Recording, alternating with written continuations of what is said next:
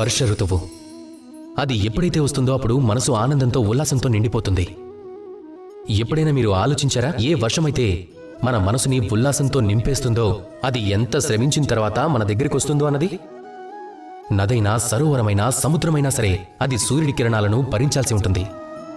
బాష్పంగా మారి ఎగరాల్సి ఉంటుంది. ఆకాశంలోకి వెళ్లి మేఘంలా మారాల్సి వస్తుంది.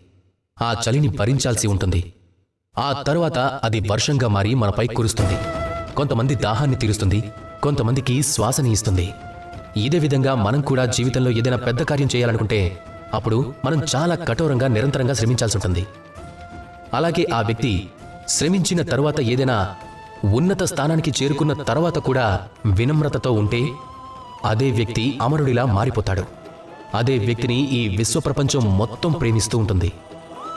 అందుకే మీరు ఎల్లప్పుడూ వినమ్రతతో ఉండాలి. అలాగే నాతో ప్రేమగా చెప్పండి, రాధా కృష్ణ.